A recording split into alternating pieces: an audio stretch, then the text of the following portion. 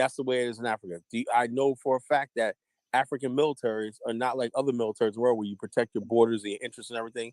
The only thing African militaries protect is European investments and interests and everything. The people be All of damned. them? Huh? All of them? Most. Okay. Well, now Paul Kagame is a different story. He's getting flack because he's actually protecting his borders.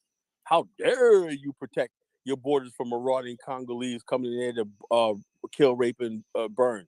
How dare you put troops on the border and say shoot to kill if you cross this border with arms and whatnot? How dare you do that? It's like his country could not even set up to defend themselves. South Africa, open Yeah. people could I flood mean, into South Africa and everything with weapons and arms and everything. They got millions of people just flooding across the border and whatnot. And it's like the idea of the republic or the nation state is a thing. We talk about tonight, we're talking about nationhood. Nationhood means borders. It means a state. There's two things. There's a nation and a well, when you say state. nationhood, that's where I'm not too sure what you mean by that. So, are you saying we have to form a nation, one country? Is that what I mean? No, Is that what you mean by you have, hold on, Mike, you understand something, brother? There's a difference between a country and a nation. A nation is a people, one people indivisible. Oh, okay. Now I see what you mean. You know what I'm saying? That's a Nationhood nation. being, When we talk about nation, then we talk about a black nation. That means Bomani, Jamaican descent. I'm African American. Whatnot. We're fucking part of a nation, black nation. That's what we're talking about. That's strength. That's not weakness. well, private nation. Do you have to have a government? Or Well, eventually, nations have to have governments to run themselves. Yes, we need governments. We need new governments on the African continent. The continent is big and vast and whatnot. You know what I'm saying? There has to so be when states. you mention nationhood, you're saying like being a black nationhood. That's what you mean, like Yeah, the black. the black Let me Americans, ask you a the question. Let me black say this, right? Let me say this, Caribbeans. Mike. Let me say this, right? In America, you have a white America, that's a white nation, and you have black America, the black nation. And people confuse that Okay. we're all American. We've never been all Americans. There's a black America and there's a white America. And that's the truth. Really? Yes, and you have to realize that reality. If you come to America, you're part of either one of them. You're part of Black America. That's why I don't like this ADOS FBA. Because we're saying, oh, foundation, that's the stupidest thing. We've always been a sanctuary for black people So you around mean our just community all on the over the basis world. of skin, or on the basis of economic? I mean, everything else. I mean, No, it's a nation. That means you're part of the community. We have whether you go to churches, schools, live in the communities and everything like that, cool. social clubs and everything. You know how many African students go to black HBCUs and whatnot and join the fraternities and everything like that? My friend Naya is a Nigerian. I mean, a Liberian one. His daughter's going to Spelman. He's a Spelman right now. Well, Nigerians go to And school all about over the place, man. We're all over the Liberian. world and all And over my Nigeria. boy, Great African. His sons are in Howard. They're part of the black experience in America. He's Liberian, but he's part of this thing called Black America.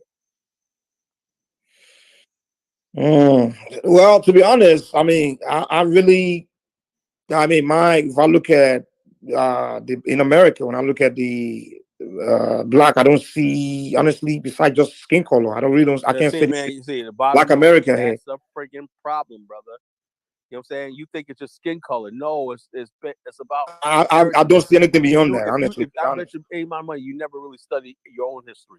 That's why you don't understand how this No, happened. I understand history. I'm saying the present. See, I'm not someone that dwell on history. I look at what I see on ground in the present time because time change. I mean, societies evolve. So I'm not someone that will be sitting around and telling you. Society does not evolve past that, bro. Well, we're no longer in slavery, obviously. So the obviously, British are still British, the Germans are still Germans, the Russians still Russian, whatnot. The only African thinks the society is going to evolve and whatnot, and he ends up not building. Well, are you saying your whole thing is I don't have to build infrastructure because the world's going to evolve past race and everything, and the world's Chinese Asians are building. When I say society evolve, I mean the rule of law evolves. You're relying on the. Okay, are we still doing Jim Crow? You don't think? Well, kind of, you get my point though. Like society, when I say society evolve, I don't mean like people. I mean, I'm not saying human beings as far as our genes and things like that. What I'm talking about, society evolves, meaning the rules it changes. Yeah, it's not gonna, dude. That's not gonna change, man. Even mentality also changed. Black America fought, integrated in America, got rid of all the racist laws, so you can come here and immigrate here and build here and everything. That's part of the books. Okay, now let's touch on that real quick. So you think the reason why I'm here is because Yes, exactly, bro. You know no, they that's didn't have not. no. I don't They think didn't so. look. The No, I don't bottom think line, so. Mike. I don't Okay, know. I don't know where you get this from and whatnot. That there was some Cold I'm War glad and you whatnot. met. I'm oh That was not the case because the bottom line is this: the, they first okay, started. Hold up, they first started civil rights with Chinese people. You probably don't even know dude. that. I don't want to hear history, dude. I No, focus on. they started. Hold Listen, up, listen, listen. the I first mentioned society evolved. Kalagenesis. I'm glad you mentioned that America wanted to invade Nigeria in the 90s. And I'm glad you mentioned that during Sani Abacha's regime. And one of the reasons they had issues with Sani Abacha's regime was because the U.S. government were trying to create this mass imports of Nigerian professionals into America, right? But they wanted to, why no, would no, they no, no, do no, that? no. Wait, Why wait, would wait, wait, they? wait, wait, wait. Why would They they put wanted to professionals? begin We this got whole rich mass. Wait, professionals. wait, wait, wait. Let me. America No, exports no, no, no, professionals. no, Why no. would you Wait, put wait, wait, Nigerians? wait. They don't need Nigerians professionals. No, What are you no, crazy? no. Not just professionals. I never, yo, You look, not. I've never met a Come on, Nigerian. Kala. Can I I've talk, never man? met a I don't know. Nigerian professional in my life. Well, Kala, can I please talk? Can I talk, please? What I'm trying to say is, the United States always needed minds like human resources. But When they I say don't human need your resources, mind. We oh have the my best God, man, educational God, system in this the guy, world. man. They don't need your Listen, minds. no, But No. From the beginning, from the creation, America no, needs labor. Allah, from the creation of this country, they've But they don't always want. They don't want. import. They don't. No, no, They no, don't no, no, want no. your black Immigration has been from the man. beginning. Even you yourself, you're a descendant of immigrant. Yeah, you may have migrated as a No, I'm slave, not an but immigrant. I'm not a semi-immigrant, you. bro. Come on, come I'm on. not an Yeah. immigrant. My Oh, are ancestors came you here. indigenous Indian? Is that what you're telling I'm me? not an immigrant. I didn't immigrate. No, everybody. No, you. Okay, okay. For example, okay. My kids were born here. Are they immigrants? Are they immigrants? And again, I'll go ahead and answer the question. Now, hold up. Your kids are born here, right? Okay. Mm-hmm. Now, here's the thing, right? They can choose to be an No, American now or ask you a simple question by born in your own America. term. Don't ask what they can do. Let me tell you something, Mike. Are they immigrants? Mike. Hold up, Mike. Let me say something. Just As give a me a Pan simple African, answer, man. Carla, it's a simple. You don't need to take me through an alley of Mike. stories and things. Let me ask you a question. Right? It's a yes or no question. Mike, Are hold my up, kids immigrants? Mike. I'm gonna get to that, right? Let me ask you a question. Are my kids immigrants? Just give me an answer, man. You don't need to get to. You don't need to explain. It's a simple question, Carla. Mike, let me ask you a question. Let me answer it this way, right? Now, as a Pan Africanist, right? I'll be the first. I don't know. I would not be. I don't know what you mean by Pan Africanist. Hold up. As a Pan African, I'm saying like this. Because you've given about 12 different definitions of Pan Africanism tonight, so I don't know. Define it first before you tell me. Mike, hold up, Mike. Would you let me answer? Man, you'll say you're so scared. I'm gonna say something that'll hurt your feelings. The bottom line, Mike. I'm saying this. I'm saying that your kids, right? And I wish them luck. I wish they become fine American children and be happy and prosperous in this country. So are they immigrants? That's the question I asked you. I didn't ask you what you wish them. They're born here. Yeah, are they immigrants? They have the immigrant background. They're not African Americans, but they have immigrant background. That's the same thing I'm telling you. You have an immigrant background too. No, I don't have an immigrant background, bro. My ancestors. Where did your ancestors come from, Kala? My ancestors came from Africa, but they were not. Yeah, immigrants. They're immigrants. No, man. My ancestors helped build this country. We're not immigrants. Man. Well, yeah, they came as that's not what I asked. I didn't ask whether they built or they didn't build. Everybody in America came from somewhere. The bottom line is this, man. We were stolen Africans. We're stolen Africans. Whether through stealing or voluntarily, you were migrated over here. Well, we can technically say, listen. We can technically say when the Nigerian, I was trying to make about the 90s when U.S. wanted to invade Nigeria, of course, when the U.S. embassy wanted to create this policy of just extracting a bunch of Nigerians into the United States, whereby, and they were aiming for a lot of our professionals over there, and the Nigerian government at that time, Sani Abacha, wanted to ban immigration, Nigerians migrating to the United States, and that's when the U.S. government went after him.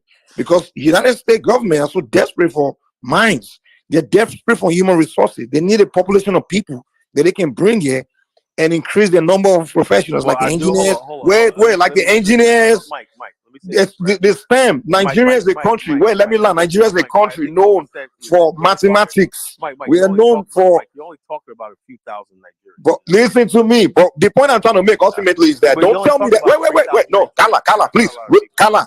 Don't try to suppress my points. The point I'm trying to tell you is this: if the U.S. government was so interested in Nigerians coming here and they have to go over there, even trying to overthrow my government in order to get us over here, So, I tell you, to me, no. To me, reason why I'm here is not because you fought for me. It's because your government needs me here. So that's the point I'm trying to make to you. When your government is out there in Nigeria hunting for Nigerians to come over here because they need us to help them increase the number of engineers and professionals so they can compete with China, and I end up here and we are doing exactly what they want. We're going to school. We're going to school, becoming engineers and doctors and things like that. And they're taxing us. They're taxing us heavily, and we have a little income. Don't tell me I'm here because of you. I'm here because your government brought me here. Mike, let me say something, bro. That is so freaking overstated, right? No, it's the fact, dude. Here in Virginia, right, with the largest shipbuilding in the shipyard in the world, right? So you agree with my point? Don't tell me the reason why I'm here is because you want to fight some, you want to do some protest for me to come here. I don't like hearing that bullshit from adults, okay? Mike, 99% of all engineers in this country, in the shipyard, the build ships, the nuclear submarines, everything like that, are black or white in this area. And by the way, I didn't say only Nigeria is the only place where they went. They went to India. They went to certain countries. India, even Ghana. They go to countries where they know they can extract people that they know that will come here and increase the number of professionals, especially certain fields like the engineering area, which is very tough. If you go to most universities in America today, I can guarantee you, most of the people you're going to find in the engineering departments are non-American, including white, even white children, even white. Those courses are extremely difficult. I'm around engineers every day. I've never seen no. Dude. What are you talking about? Kala, there's this propaganda. I'm not here to argue who has more engineer, who doesn't have. But the point, listen, I'm not getting into who's more successful. That's not the point I'm making. What's successful? Kala, the point I'm trying to make is, no, Kala, I'm here to go into who's better, who's not. That's not the point. But the point I'm trying to make to you, Mike. No, Kala, I'm not here to tell you we are good, we are all this. I'm not. No, Kala, stick to my point. Stick to my fucking point. You guys disappeared tomorrow, right, from America. Stick to my argument. I don't care. But what I'm trying to tell you is the reason United States government are interested in Nigerians coming here is because they know that hold on, Mike. There's 300,000 Nigerians here illegally in America. Who cares? It's not only Nigeria that they go to. It's not only Nigeria that they go to. It's not only Nigeria that the United States government, they're out there in the world. United States depend heavily on immigrants, dude. Because America does not have the culture that can produce. Listen. Do you know that baby boomer generation was a disaster? Oh, why are there so many Nigerians being deported? What do you mean? From where? America. So many Nigerians being deported from America. No, that's a lie. No. If a Nigerian come here, no. Deported for what? For committing crime, right? If a Nigerian come here, overstay your visa. You don't have to commit crime. If you overstay, if you're talking about somebody that come here to visit, that's different. You're talking about visiting visa. I mean, come on, man. It's like you take a visiting visa, you go to Nigeria. Any country will deport you, man. Nigerians will overstay the visa. Yeah, it's anybody, man. That's illegal. You can't go to another country and with a visiting visa to go visit for a few. They give you 3 months. You said these people no, by the United States government. No, I'm talking about the people the U.S. government actually gave visa in Nigeria to come and be resident in America. That's a different visa. That's what most immigrants are. You know what? The legal. I'm talking about the illegal immigration. Most of us are. Listen, most of us. Let me ask you a secret how your government works, right? Maybe you don't understand how immigration works. How the visa works, right? You trying to tell me how the visa works? Mike, the Queen of England got all that gold in friggin' her vaults and everything. All that gold with her white gloves and whatnot. Oh, look at all my gold I got. Where's that gold come from? I don't give a shit, man. Oh, yo, Mike, what's my business? What does that have to do with me? What does that have to do with me, Kala? Okay, she stole it. Okay, cool. She stole it. Then what? Where does all that gold that the French and all these other people got stacked in their reserves come from? Well, they stole it. They stole it from all over the world. They're from Africa, from Asia, from everywhere. Okay, they loot. That's a news. It comes to where? Africa. It's not only Africa. They went all over the world. And listen, the Europeans got powerful. How they able to get it from you? Because they give y'all visas. And when they give you visas, they tell you, go and take all the oil and everything y'all want. When they just give us some visas. Oh, the reason why they're getting stuff and just because they gave me visa to come here. That's why. You're not making sense, Kala. What are you talking about, man? They give you visas so they can rob your wealth. You're not making any sense. Explain what you're just saying just now. Oh, Mike, it's getting late, man. It's getting late. No, you're not making sense, Kala. You said the reason why Mike, they're selling goods because they gave me visa to come over here to come make some money. You're not making any sense, Kala. But you do agree that the reason why I'm here is because the U.S. government are interested in me being here. It's not because he did some matching and some Jim Crow civil rights and all that stuff. Mike, you purchased your visa for Puerto Kala, no one did anything for anybody, dude. Everybody for every man for himself. No one did nothing for anybody. Let's stop all these. I did this for you. All right, brother Mike, you've said enough. Appreciate it. Let me chime into this. The reason why you have that opportunity from Nigeria, and the reason why I have this opportunity to come to America is because our brothers and sisters in America paved the opportunity for us to have that opportunity. So which opportunity? I'm gonna just mute you real quick, respectfully, because I get tired of the disrespect on the situation. You're coming to a country where no black people were allowed to do anything. So obviously you couldn't have, where were the Nigerians during that time, and where were the Jamaicans during that time, or anyone else during that time? During the era of Marcus Garvey, like literally, brother, those opportunities weren't available for any of us. Which opportunity are you talking about? That's why I keep asking you. Well, you're not telling me. You guys use words, but you don't define what the word is.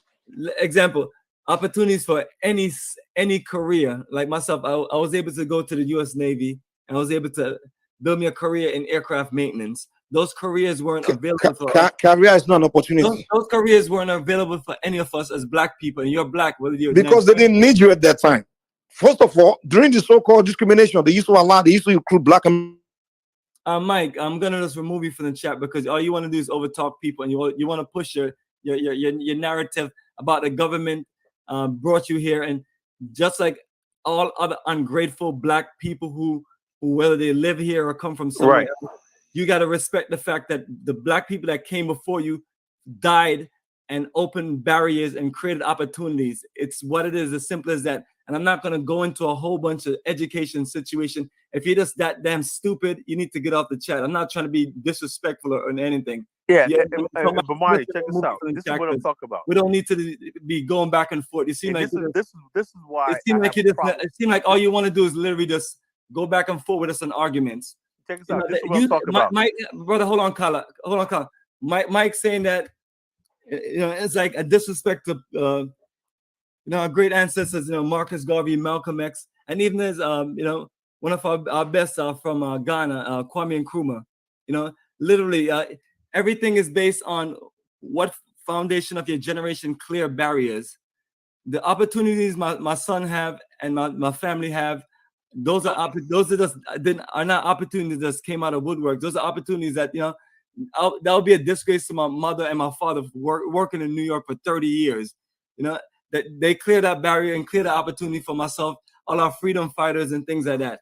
So I'm not gonna argue, Mike. Unfortunately, I'm not gonna let you back in because all you do is you're loud and you're yelling, you're just aggressive with the conversation and things like that. And we're not getting progressive with anything like that with that level of disrespect. We're gonna always prove our point that our energy from the African diaspora is very vital and important to reconnect with Africa. Because see what Mike said? Mike said, his government, the American government brought him over here. So he has no intentions to connecting with nothing going on with anything as far as us building anything. And that's what it seems to be sometimes. I mean, and we all do it. I have people from Jamaica that comes here and do the same thing. Everybody just trying to get theirs in general.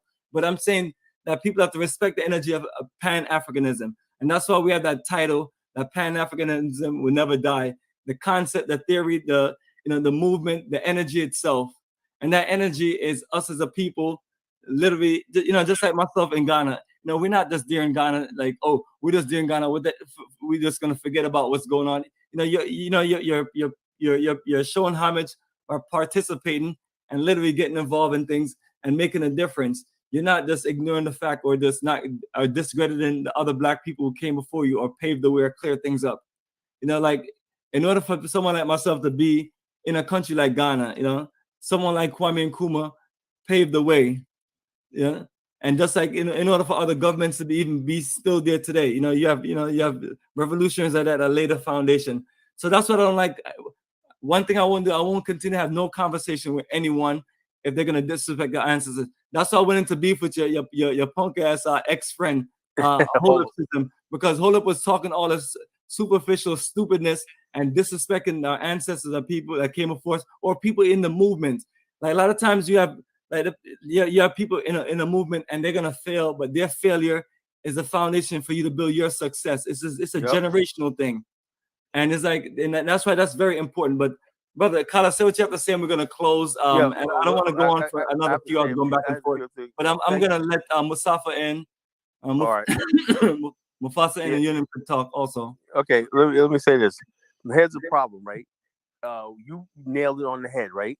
There's this notion, you know, I'm disappointed in my brother Dinus today, right? This disrespect of Black America, our ancestors, what they achieved, everything like that, to appease people that ain't Pan-Africans, they ain't like that. They're just haters. They come here, troll Black.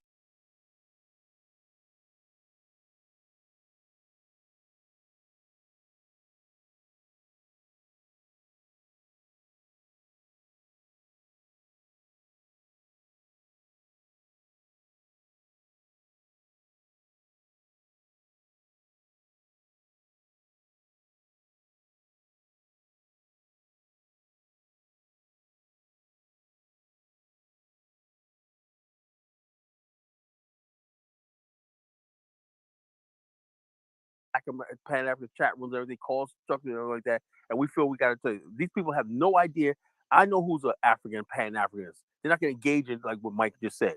They're going to be respectful and everything like that. That's the first thing about respect. You know, you don't respect my Africanness, my blackness, and everything. You ain't a Pan-Africanist. If you don't understand that my ancestors came here as slaves and everything like that, and it wasn't my fault that my ancestors were brought here, and you're gonna hold it against me because I wasn't born in Africa and whatnot. I have nothing to say about my ancestral homeland. Damn you. You know. And so basically, you said like this. He said, "Oh, the government needs us money." These people don't want to give any respect. That's how disrespectful it is. They don't give no respect to Black America. Yeah, I don't see, like, what does it really hurt you to just admit that? That's nothing. Like, that's just their pride. Yeah, but for me, like, I'm not even one of those people who make it like you owe us everything because we fought for you to come over here. But to not acknowledge it is another level. You know what I mean? That's just acknowledge it. I'm not saying everything you have in life is because of Black Americans, like some of these ADOS people try to make. Right. You know what I'm saying? That's going too far, but you do got to acknowledge it. I feel like that's just basic respect and being realistic, like no emotions. Like, that's just the reality. Exactly. You know, exactly. And my point what I was trying to make today was there's this notion in the Pan-African, and we straightened out tonight, that to be a Pan-Africanist, you got to throw Black America, your history and everything. I answered, you're supposed to stand on that shit, you know? You stand on what your ancestor mindset. The people that came before him paved the way. He come to New York City. One time the Black people couldn't even get in the MTA. Now we got Black people on the board of the MTA running the transit authority. And they paved the way for other people. So we ain't gonna throw it. Oh, that don't mean shit. It's called being a keeper. You collect your wins. No, bruh, everybody, going back ever since what's that damn dude's name? The scammer dude that used to be on Dinah's show, shitting on Black Americans. Exactly. Shit on Black America. All of y'all was agreeing with. I felt like I was the only one going against him every time. Yeah, everybody was agreeing with this dude and everything. And now y'all got into it. It's just continued. Yeah, like every time I came on, it was to go against him, but everybody was agreeing with him. And it's just been this fest where everybody's just shitting on Black Americans. Pan-African platform. That's what I'm saying. But and my thing is, I have no issue with people being tough on whoever, but when you start targeting just us constantly. You're targeting us. You're doing the work of the white man. These are nothing but that's what I'm saying. Agents of white supremacy. Yeah, that's what I'm saying. Like, damn, I'm like, look, if we're gonna go hard on everybody equally. I have no issue with that. But don't target Mike, us. he don't want no criticism. He don't want no criticism. Now we were talking about Black people in America. He'd be, oh yeah, y'all need to do this. I've been dealing with Mike for a long time. But when it comes down to Nigeria, I prove that, you know. So weak. Yeah, I don't know why. I don't know why he was saying that. Because I actually liked Mike's contributions before. Like, I don't know why today. I don't know why he's on this tribalism. He probably been listening to all that ADOS and all that nonsense. Because I felt like a tribal angle today. I never really usually got that from him. So I Yeah, don't know. and also all the time, Mufasa, you've been listening to me for years. You were my first listener back in 2009, man. You know, I've always Right. brought black people together. You know, black we talk about these issues and everything. I never I mean, single out. you go, yeah, you go equal against everybody. See, I go equal you're as not sick. everybody Yeah, that's doing you're wrong. not singling out. I do got to give you that. That's a fact. So what's Mike talking about? Why is he talking about Nigeria? You say one thing about Nigeria. Nigeria is my answer.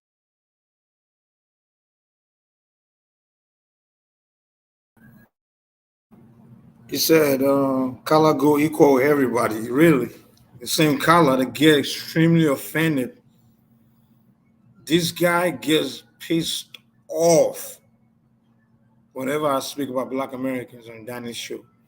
And I'll make one thing clear though. The only reason why I ever spoke like a little bit pokey about black Americans on Danny's show was because Danny's is usually whenever Danny's himself make a show, insulting and just insulting towards Nigeria. That's the only time.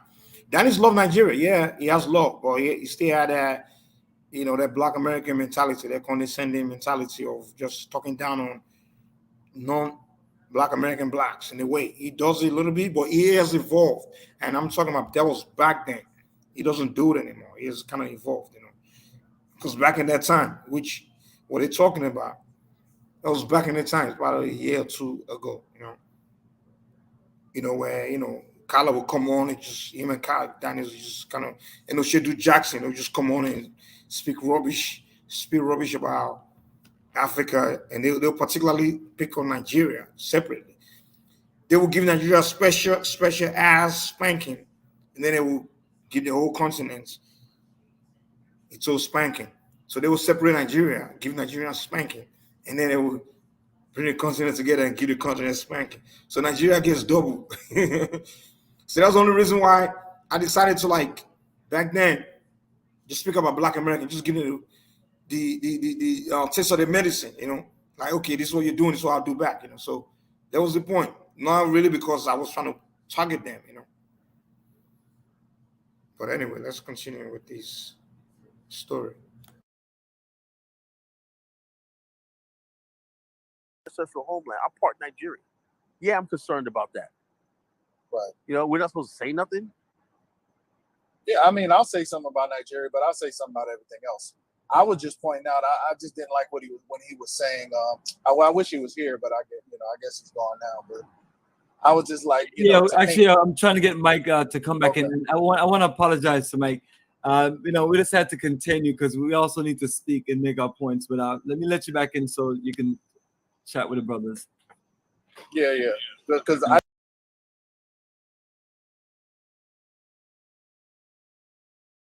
Now, he kicked me off the show. And that's the thing, And that just kind of demonstrates why this whole kumbaya shit is not going to work. This whole kumbaya, we skin is together, we're one. It's not going to work, dude. We're going to have different views, different opinions, different way of thinking. And it's never going to be, you're never going to feel comfortable about how someone is going to express himself. So the idea of every man, they have the same skin color coming together, it just doesn't, it's not going to, it's impossible, And this idea, one thing people don't understand is, one thing I don't respect is someone come on your show and they say something, you don't like it, rather than,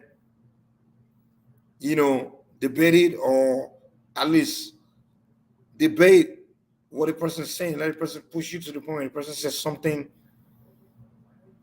like use curse word and things like that, and you kick him off. I get that.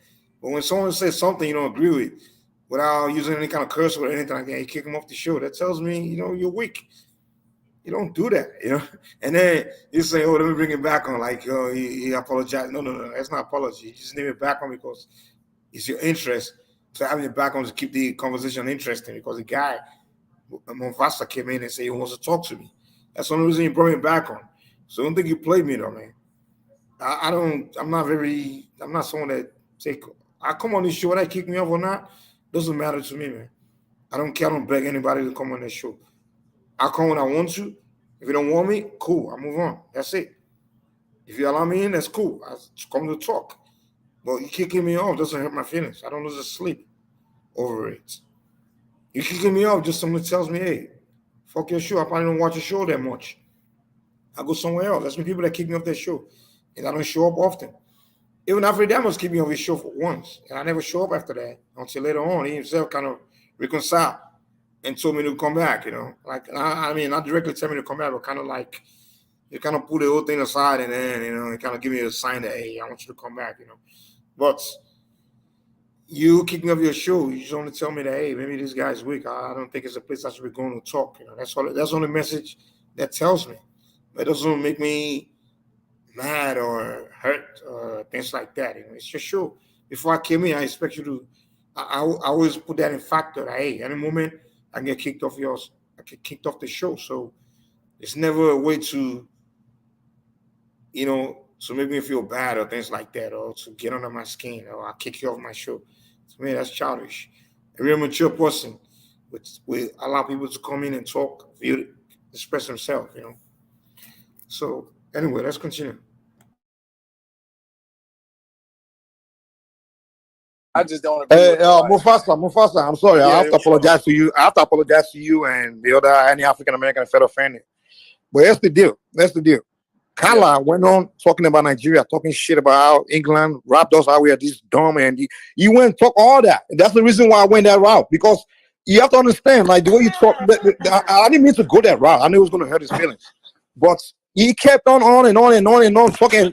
From the beginning of the show, I kept saying, dude, the way you talk about countries, you don't know how you roll people and things like that.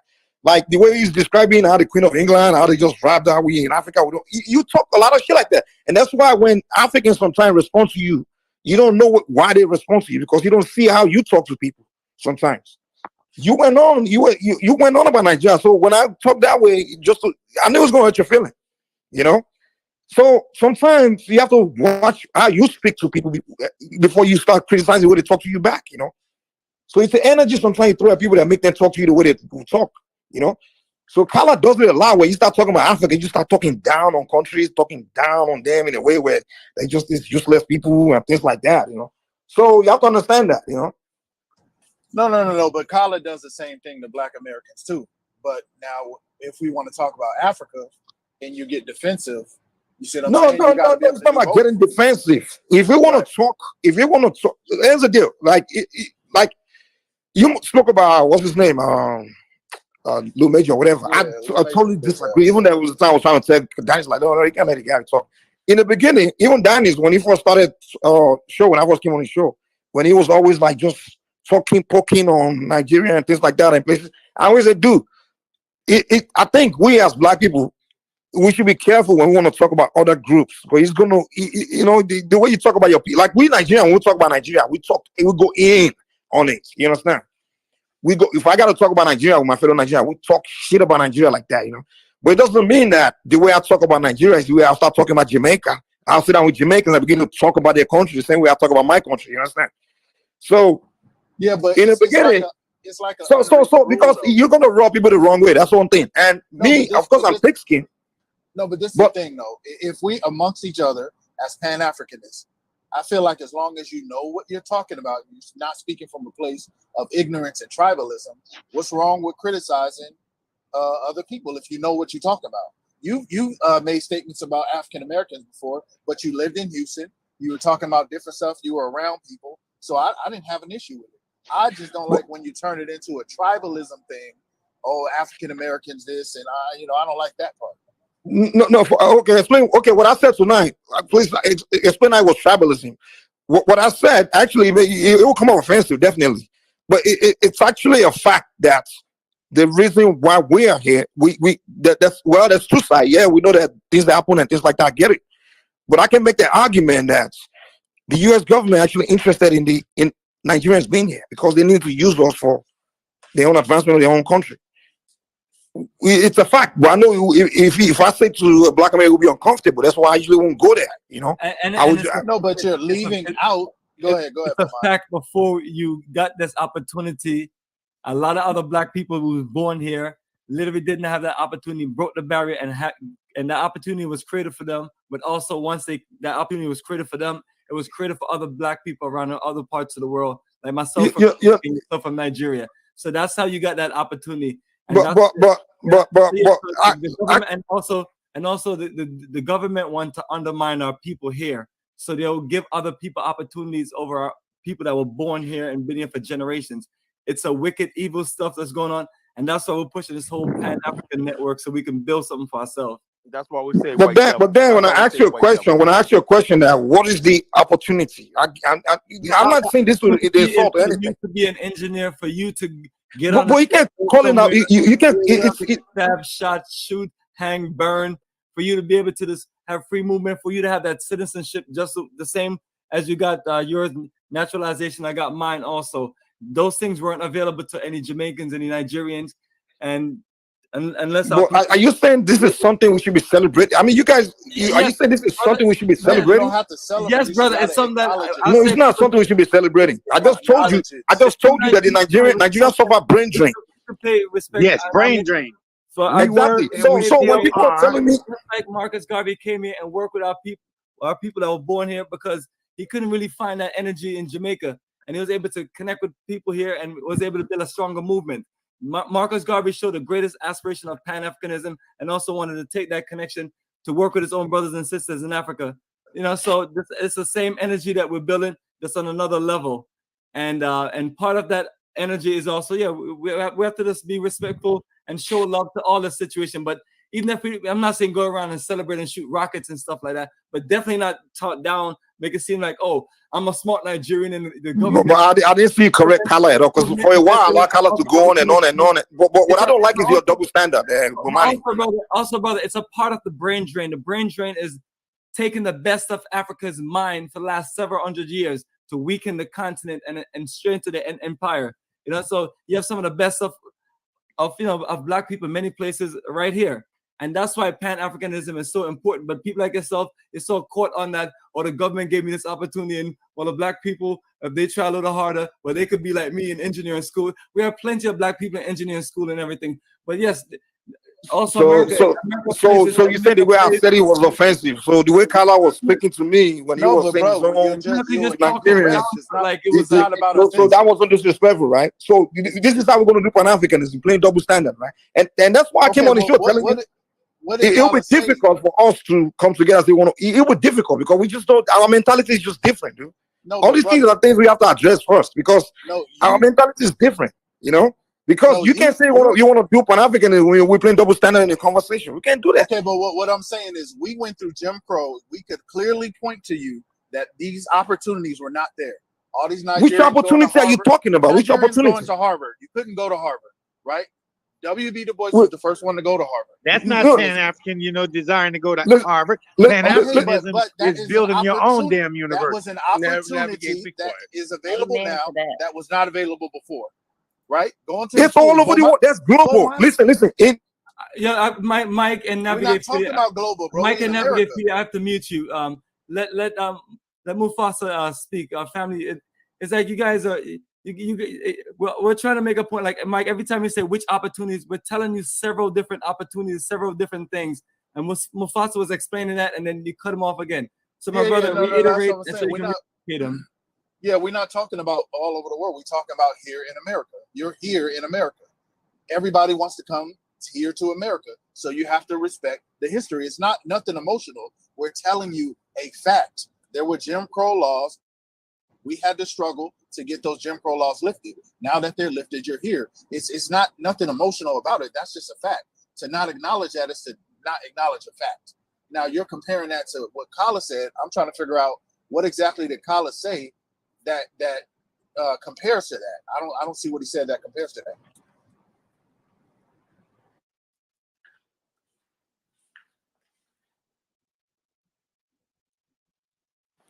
Again, that's what I believe. In this life, you do your best trying to build your life however you can. And people don't allow people to do anything unless they will benefit from whatever you're doing themselves. That's what I believe. When I say that United States was soft, they needed brains because there was, you guys mentioned the Jim Crow era, all that time, the olden days. United States focused heavily on European brains. Back then, Europe was kind of like a backward society. It wasn't an advanced country today. It was Europe, most part of Europe, Italy, Germany. Those countries were third world countries back then. It got to a point, I guess, after World War II, when Europe got rebuilt. Europe became a socialist country and economically advanced country, industrialized country. The European immigrants stopped coming to America. Now, United States needed other places to go to start digging for more the immigrants. That's when they first went to China. They went to Asia. They went to China and all these places, and they realized they made a mistake because later on the Chinese immigrant that came to America, when they acquired the brain, they didn't stay, they left, and America suffered a heavy brain drain during that time when a lot of the Chinese that came here and left. And it got to the 90s, 80s, they had to figure out where else to go find these immigrants, and they had no choice. They started looking at these countries like India. Even they look at South America. America needs to be a superpower to maintain their status. You have to produce an amount of professionals on a yearly basis. So their desire to have these brains is what led them to go into some of these countries. If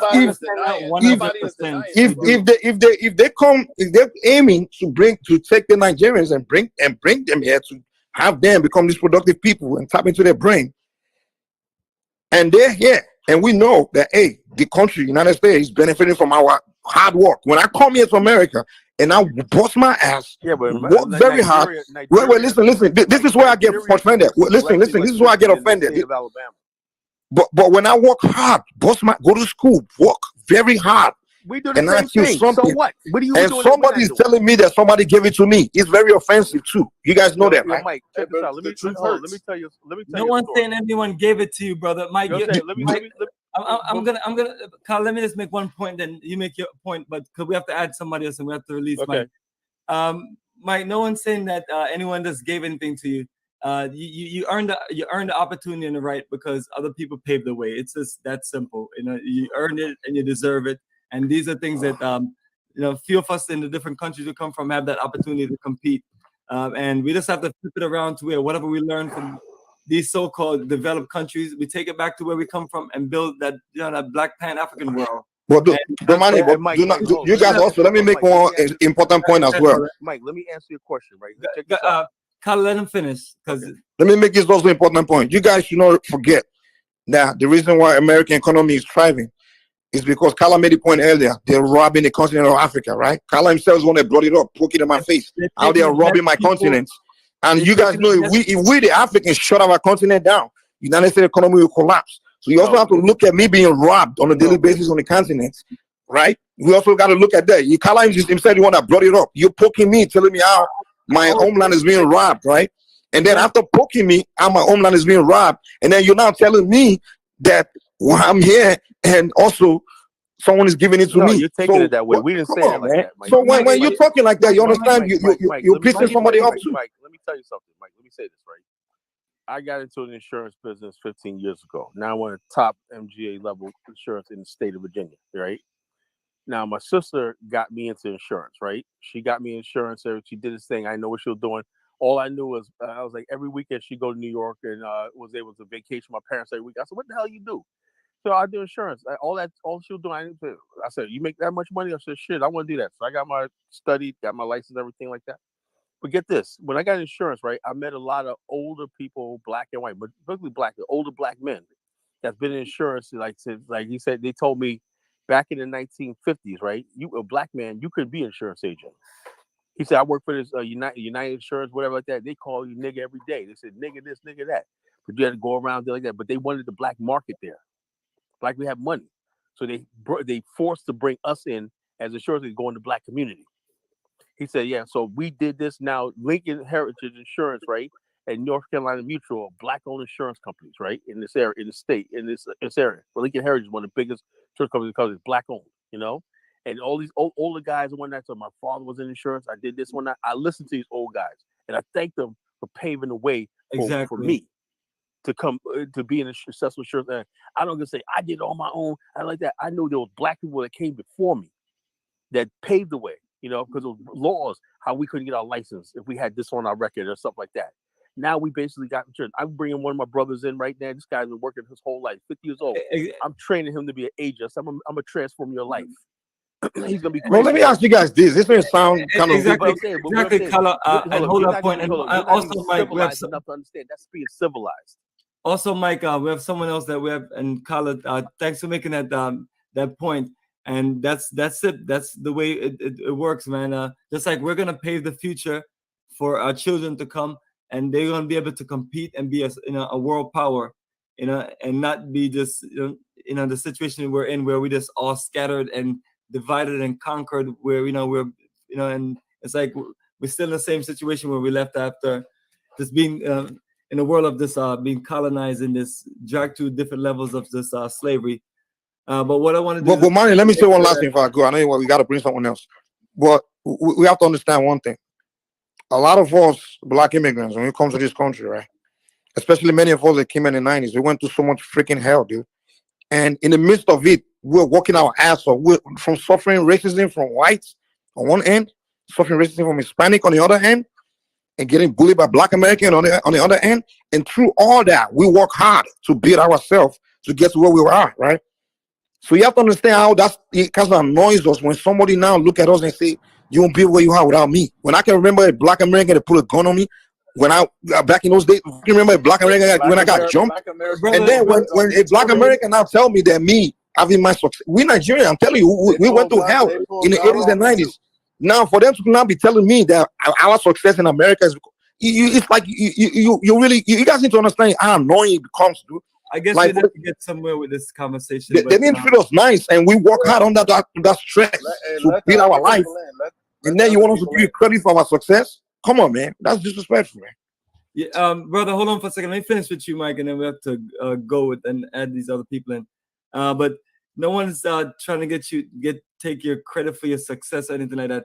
All of us as the people been through the hell of whether you're dealing with your own folks here, but think about the people who came before you that were fucking stolen from Africa and brought here. Did you have it worse? I've been through my struggles as coming from Jamaica and being here, and you're trying to learn the culture of being around your own people and things like that. And it's what it is. Just like when you were trying to go to Africa, all the things that we have to go through. It's a universal situation, and we have to just stop just looking at our own struggles and stuff. Because Mike, trust me, you came over here on a jet plane, I'm sure, and came and was able to just enjoy that life and came over here. And even though you may have to struggle and study and everything, but you weren't stolen, brought over here on slave ships and being working on plantations with a generation of your families growing up as slaves, and I'm being indoctrinated into the world. So it's a little tricky. I'm not saying for you just to say, hey, I wouldn't be anywhere without you. I'm not. You're taking it like too much on the extreme. You know what I mean? But it's like I don't know if we'll ever agree to the sport and everything. But I'm just trying to get us to get to the point where we can connect and work together and figure this thing out together as a people. And that's why we're pushing this narrative. Like, I don't have to leave here and go do anything in Africa or anywhere else. I can just live and enjoy my career. But that's not the right thing to do. The right thing to do is get us involved into how we can make our continent, Africa, the best continent in the world, and make and use our source from here in the diaspora. You're here studying. I came here to study also. A lot of us came here to study.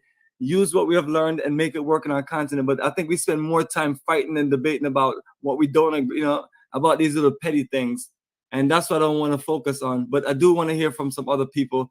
But definitely appreciate you, Mike. And always welcome to come on. And I apologize having to meet you a few times, but we need to just let other people talk. So let you go. All right, Black Anna, can you speak? I was about to add another person in. Hello, Bomani. Thank you for having me on the show. Can you hear me? Yes, go ahead, speak freely, and I'll mute myself. Nice meeting you for the first time in the telephone conversation. I've been watching your channel for quite some time. Thank you for defending our FBA honor. I am an FBA.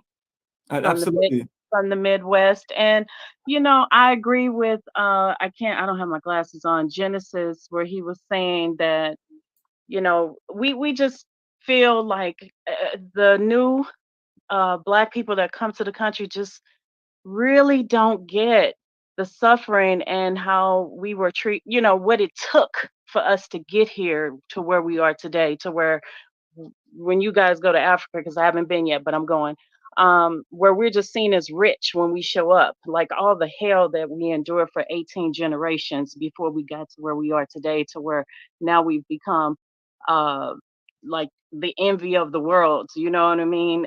Just all the sacrifice.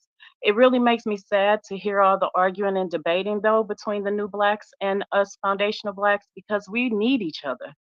I just wish that there was more understanding between us as a people, where, because when I look at the Pan African, us as foundational blacks and the African blacks and the new blacks, the new American African blacks, I just see us as the same, the same on the same coin, but two separate sides who've been oppressed by the.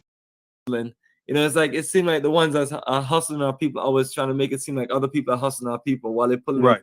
You know, it's like last I remember, it's like every minute you turn around, these people are asking for money and donations to do this and do that.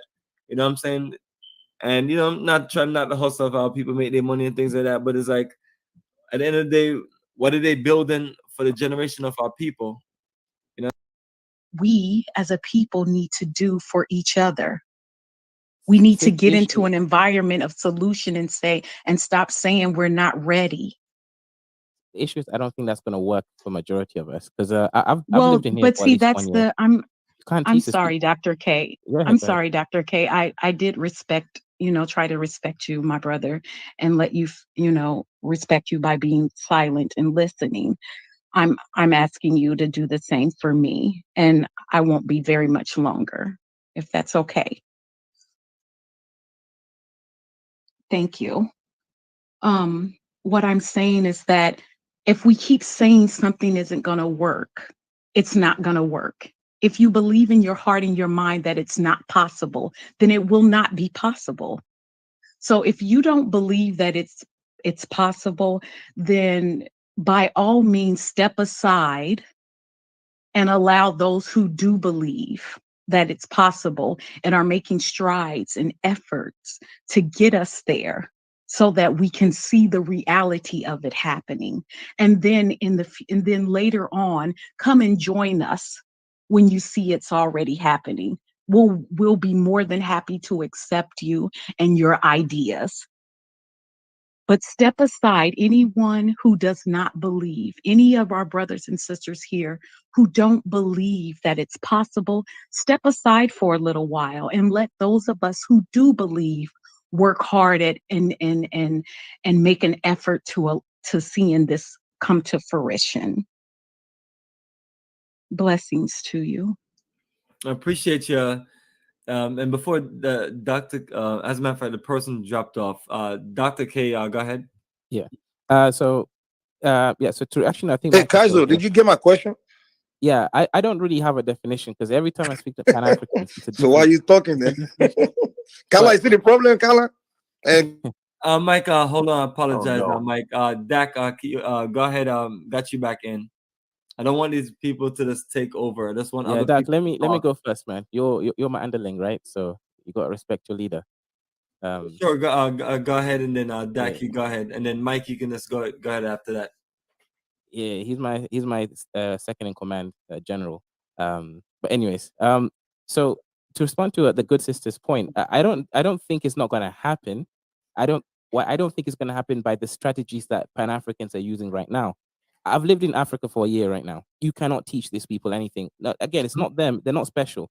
A human being, once they're over 25 years old, and this is why even like let's say if you go to the NBA, they're not going to take someone over 23. It's very unlikely, right? Because they already have a set ways, muscle memory is already a certain way. They're not going to be teachable, right?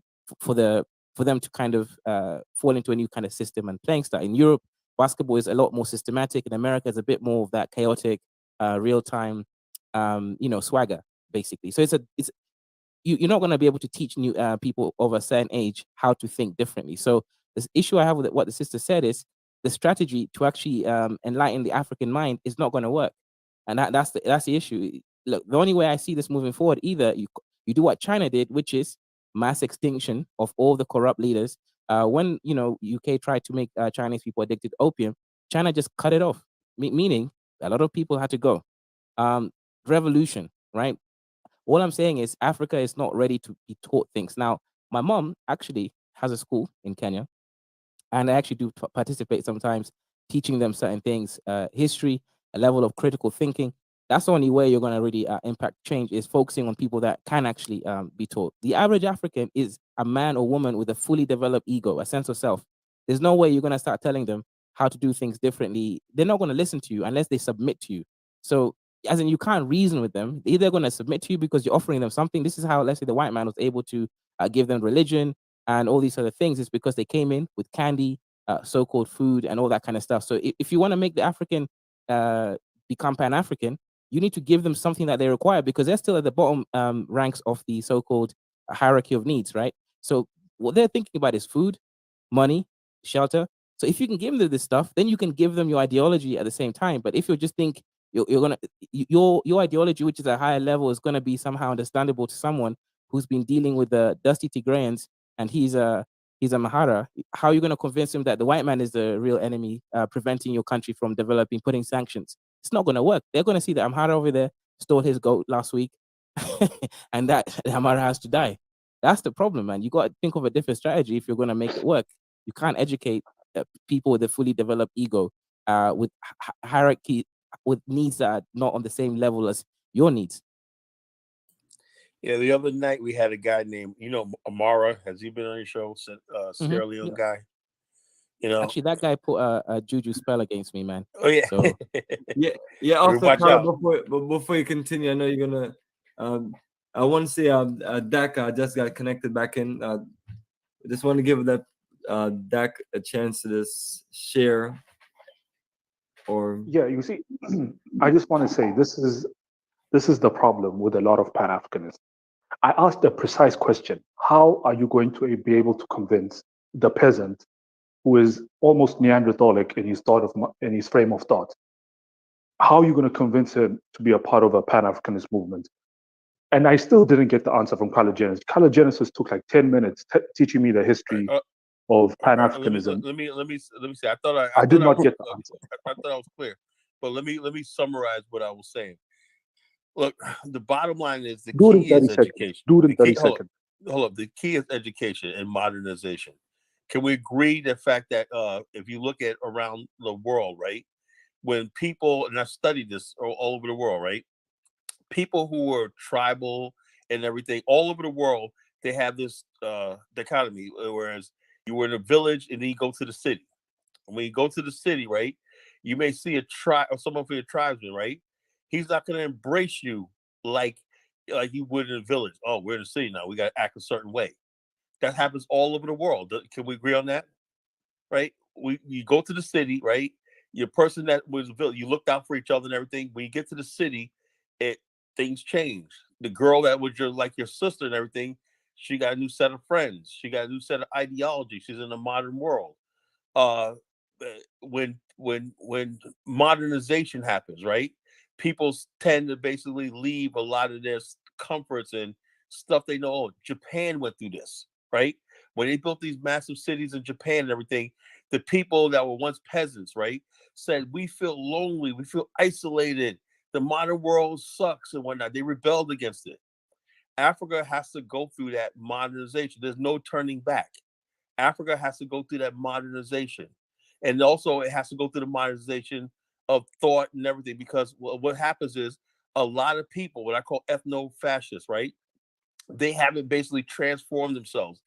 They'll bring them their same beefs into the modern world and understand that we have to build the future. And everything you knew in the village and everything, your tribal and everything, that has to be changed. Africa, for the most part, out of any other group in the world, right? They're the most proud of their tribal society. They don't understand tribes and cultures have to evolve. They evolve through marriage, through interaction. That's why Europe was once the same way.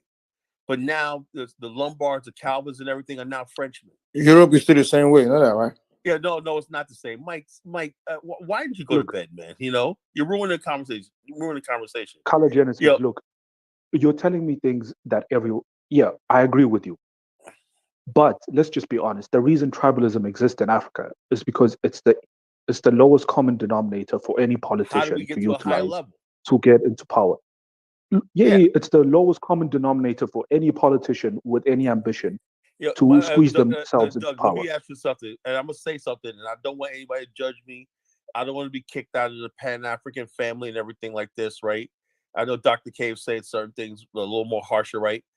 I personally do not believe in for Black people in Africa, right? For right now, I do not believe in democratic voting. The scariest thing Oh, is a come on, bunch of man. illiterates going to poll to vote. That's the scariest Kalagenesis, thing. you're saying the most mellow stuff, and you think this is too far. This is my No, problem. what I'm saying is The fact that's that you never been think this said is before. radical. I've never heard anybody come out and say it like that. You know, no one Look, says. I said that's a scary thing. This is exactly the answer that I wanted from you guys. Let's just admit it. All right, For right. I Pan-Africanism agree to with that. work, But we we gotta need say it in a way we don't offend people. You know, people get no, offended. screw them. No, let them get offended. We need a brutal dictatorial regime that is also technocratic in character. Yeah, I'm a Meaning technocrat. I believe they in are efficient. technocracy. I believe in Exactly, thank you. technocracy, bro. But we need, if 100 million sub-Saharan Africans have to die, then they have to die for Pan-Africanism to succeed. Because look, when China finally unified under the Maoists, how many people had to die for that unification to happen? Yeah, people, this is a conversation. I don't want to see people die, but that's a conversation people don't want to have. You see, this is the thing. Like the Maoists went around with the same fairy tale story. Oh, we're being oppressed by the outsiders. They're selling us opium. They're doing this to us. Blah blah blah. That shit didn't work with the peasants, man. They had to brutalize the peasants at some level, and they also did some brutal stuff. Like they pillaged a few towns. They pillaged a few villages to sustain themselves. They did a lot of stuff that, in hindsight, you look at it and say, well, that's some cruel behavior against your own people. But they did it based on a higher ideal. Are we willing? Our Pan African is willing to do that? Because look, your enemy is willing to do whatever it takes. But you guys are still here, 50 years down the line, after most African countries have gotten independence, still trying to preach to the same knuckleheads. You cannot convince these people, man. Tribalism has not decreased in Africa or since the end of colonization. It has probably either stagnated or remained the same. In many ways, tribalism is getting worse because you could build power based on one's tribe. I've seen in Liberia. I've seen the friggin' idiot that got sanctioned, McGill, right? And I want Dr. K to do some more research on what's going on in Liberia with the sanctions on several key administration officials. Right. This guy was in the friggin' talking right before the U.S. ambassador hit those sanctions. He's sitting there talking to a rural constituency, telling why this project didn't give it. He's sitting there talking in gibberish. He literally was talking like this, talking. He talks intelligent, but in front of his constituency, he's talking in a Liberian gibberish. And I'm saying to myself, this is what passes for a politician. He just and I'm saying to myself, the next day, Andrew McCarthy, the ambassador of Liberia, U.S. ambassador, said, "I've had enough," and he hit them with sanctions. You guys are ripping the money off that we're supposed to help the people, and you're putting money in your pocket. This guy, McGill, built a friggin' a palace for his girlfriend, his side chick. Oh, wow. And one a poor country like Liberia, and Carius Gray, representative, had $100,000 wedding in France. Wow. And so by how he gets elected, he goes to his local village, starts bringing the tribalism stuff, start talking in the tribal language, blah, blah, blah, doing the tribal dance and everything. There's no way that we can let African governments fall to this nonsense.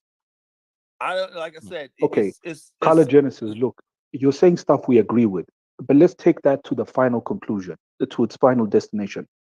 Screw the people. Just say it. Screw the average African.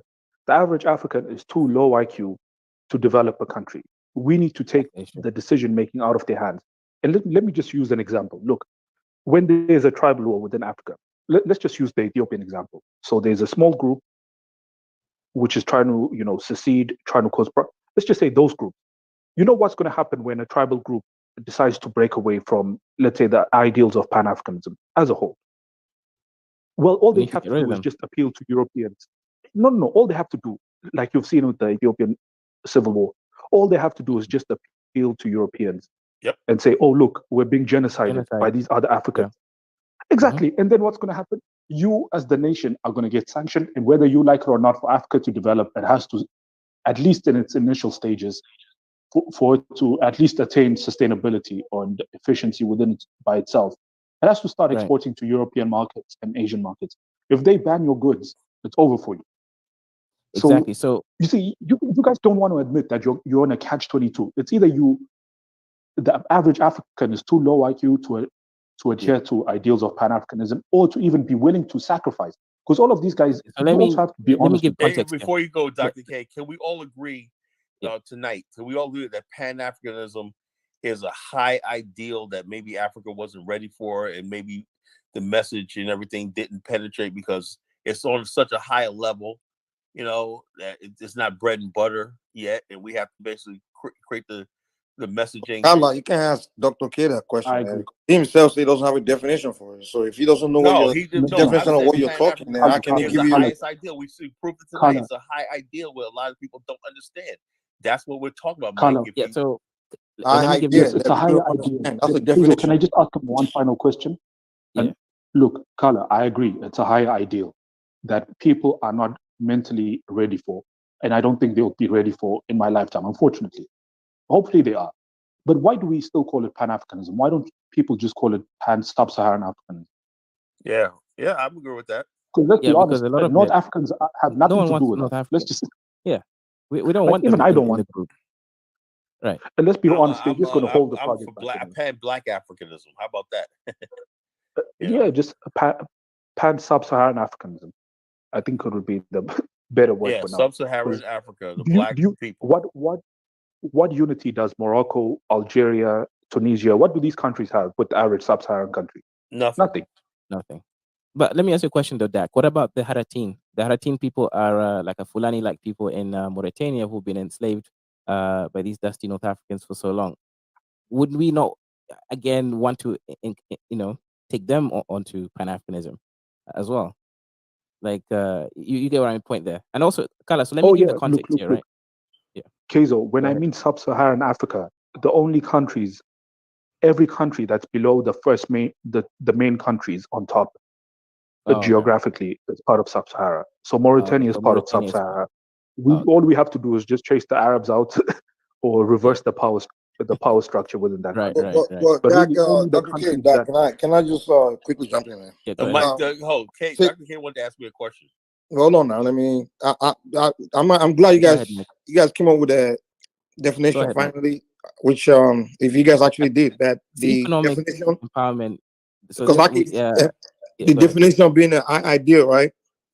If that's the definition, cool. Then that makes perfect sense. That gives me a base to actually present something to talk about. Mike, hang on, I'm not going to be long. 1 second. Your point. This is just adding to your point, Mike. Okay, go ahead. What I wanted to make sure I broke apart is from Kala and also Bomani is none of us here want to be part of this weird feeling.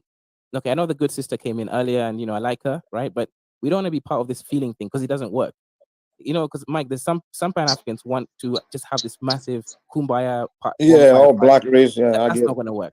How if it's an economic empowerment of people, who look like us, who have some kind of similar history to us, because we understand that there's a world structure and power, so that we can make sure that we maintain our supremacy, and that our children can have the best existence as rulers of this planet. 100%, I can go with that. But the whole kumbaya stuff, it's like, no, there's nothing. We don't look. Just respect each other. We don't have to be like. I don't have to go around holding dusty. Well, let me ask you something, Dr. K. Kala, man. Kala, Dr. K, and everybody else appreciate you. Dr. K, honestly, brother, appreciate your opinion. You and I gotta talk. It takes let me ask you. I'm just because I gotta add someone else in. I just want to make one point, then you can just make your point. Now I'm saying, brother, appreciate your point, and one of the things is appreciate the fact that you're clear about that. We don't always have to agree on everything, and we do have certain things in common we have to work out, and we could just because we're definitely more beneficial to each other, especially if we can work certain things out. But yeah, all of us, there can't just be this one, and those things may take time to work. But If you have a show, I'm definitely open to coming on there and you and I can talk. I'm not one of those people that believe in all of this philosophy. I got come in, man. Apparently, I'm a jobless Dusty that has a show every day for 11 hours. I was just kidding with you. I'm just messing with you. Oh yeah, you know exactly. That's the thing about us.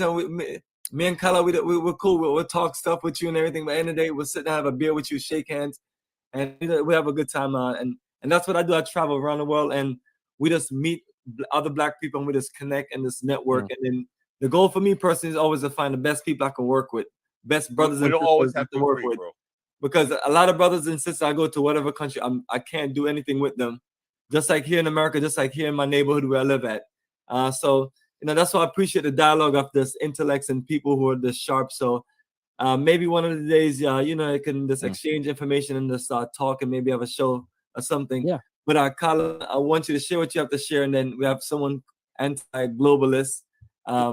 Yeah, I was gonna make a point real quick, man. But then let him actually come in. That's one of the people who are trying to come in live to talk. Go ahead, anti-globalist. Yeah, Bomani, thanks for having me on. Should what I think Pan-African is, in my opinion, first? Oh, absolutely. This is open. Go ahead and speak your mind, and then Kala will just reply and communicate back with you. Yeah, no problem. Me personally, I think it's very simple. I think the definition is one of the original definitions is like the complete liberation, unification of Africa, which means that I think it would be rare to call someone a Pan-Africanist, because at least in my opinion, if you claim this term, meaning like let's say one country, they'll become like a first world nation, like they'll be one of the best nations on earth, but a few of your family members died, would you still want to be a Pan-Africanist? And that person says yes, and that's what I believe a Pan-Africanist is in my eyes. But one thing that I believe creates a disconnect is when there's no compromise.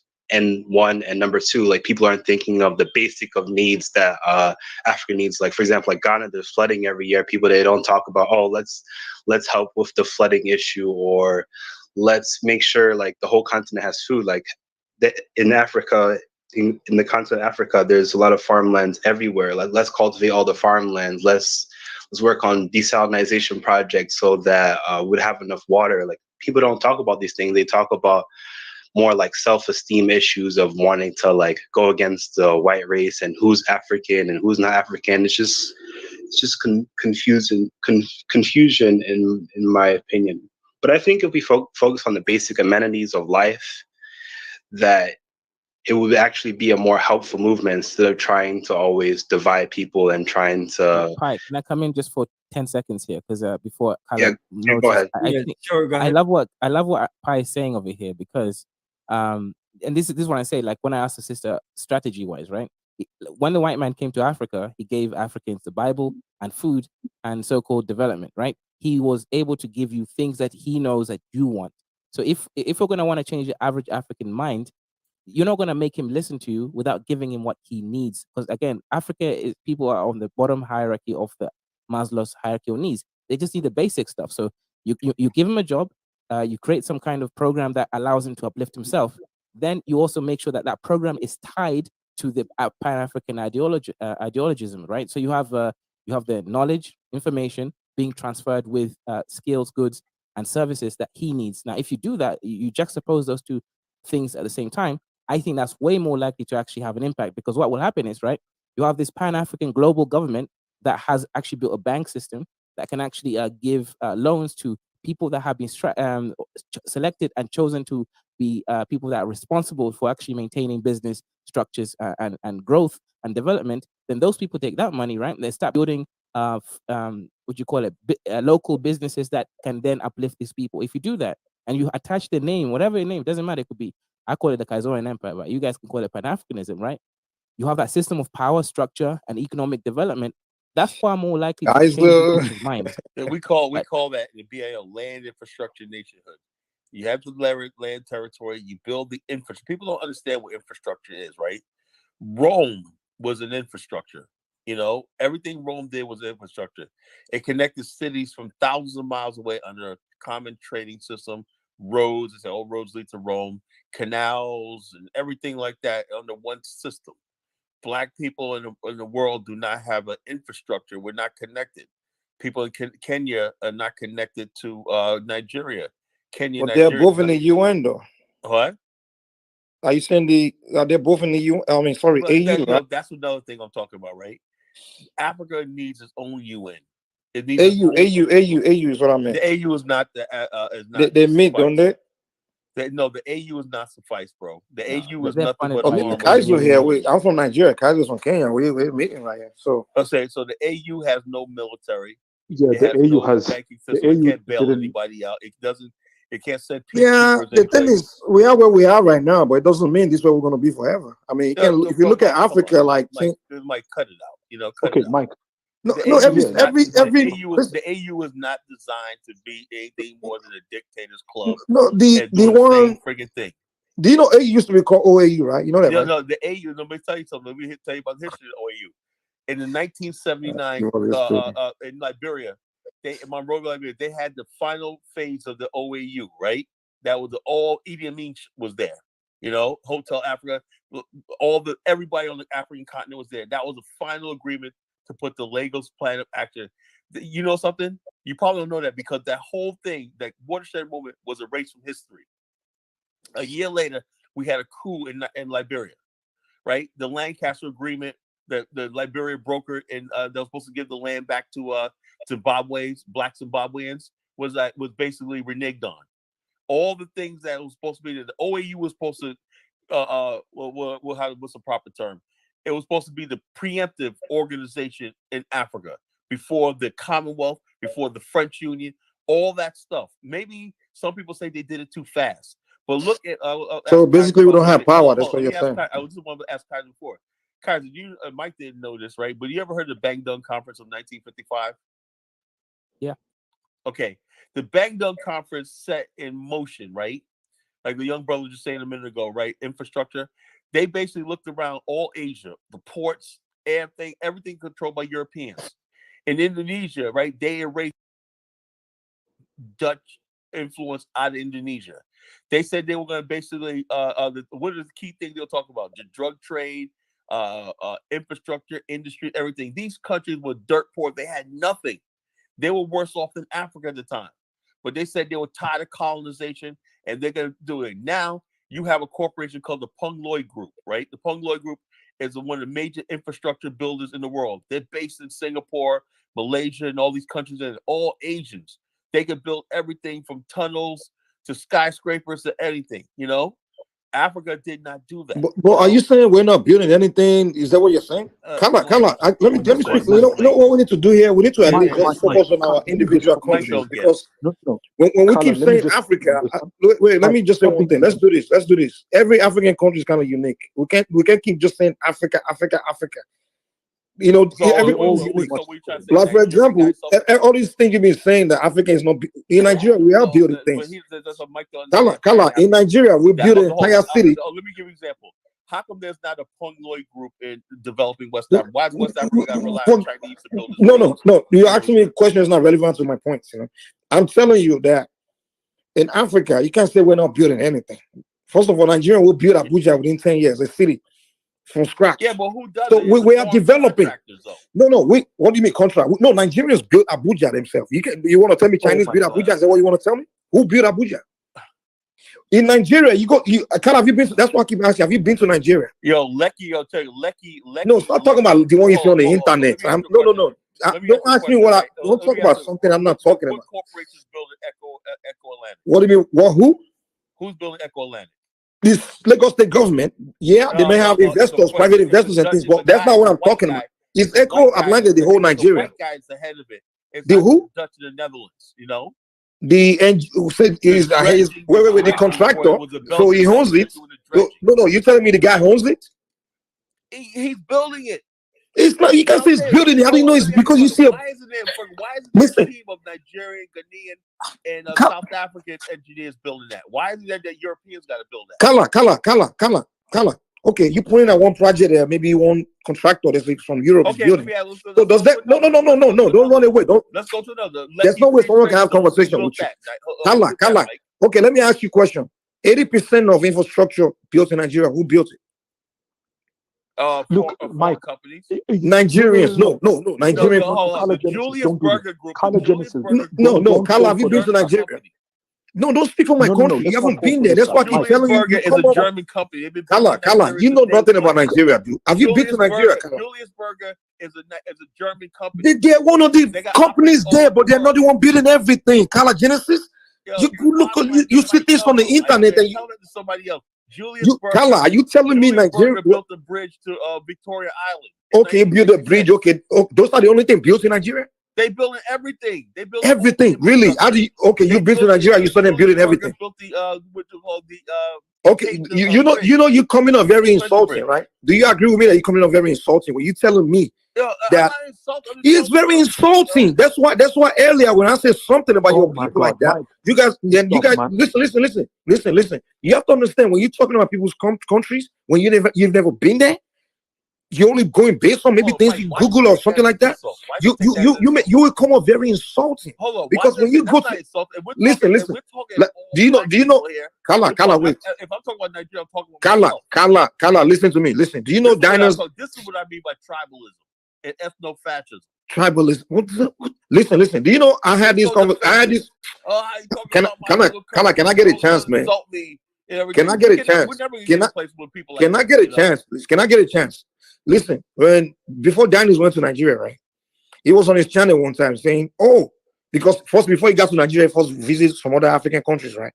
And from what he saw, he came on his channel, he made a show like, in Africa, the Lebanese owns all the businesses, the foreigners own all the businesses. And at one point mentioned Nigeria, and some Nigerians told him like, dude, no, you're wrong. It's like, what do you mean? And he started Googling a couple of businesses owned by maybe Lebanese and things in Nigeria. And he actually thought he knew what he was talking about until he went to Nigeria and got on ground, traveled around Nigeria and saw that most of the businesses, even more than 90% of it, are owned by Nigerians. And he later came back on the show and said, wow, in Nigeria, Nigerians own most of their companies and industries there. He came and changed his mind. So what I'm telling you is you need to visit Nigeria and go see most of the projects going on in Nigeria and find out that there's awful lot of Nigerian engineers are the one building most of the projects. If you're talking about something that's capital intense, there's a lot of abandoned projects in Nigeria. God. But you see, you're coming up very insulting because if you've never been to my country, you're telling me all about it, and you're especially arguing with me when I'm from there. You come up very insulting. You don't understand that. Mike, can I try to elaborate what I think? Yeah, go ahead. Abia. We have, how many cities we have in Nigeria? The projects are going on a daily basis, and you come and tell me there is the Julius Berger. In Nigeria, Abuja and Lagos, man. Let's stop acting like the other cities are worth anything. They're backwaters, bro. Can you start back over? No, Abuja. If you visit Abuja, you find it's more beautiful than most cities in America. I think the only two cities worth mentioning in Nigeria they're not the only two cities. Lagos and Abuja. All right, Dak, I apologize. Mike, you have to just please just mute yourself. Dak, just go ahead and start back from the beginning. That way we can. I was just going to say, I agree with most of what Kalagenesis said, but look, I'm just a bit perplexed by why Pan-Africanists will not take the ideal of Pan-Africanism to its final conclusion in terms of how you can implement it. Because they like to mention China, how China unified. Look, let's just use the Ethiopian case as an example. In that case, what would have been the Maoist approach to solving the Ethiopian problem in terms of how Pan-Africanists can learn from it? They would have pretty much encircled the Tigrays and told them, look, it's either you do as we say, or we let you die. Yeah. No, I mean, even as a Pan-African, like Africa as a whole, right. If we're unified, how would we deal with that situation? You surround them and you tell them, look, either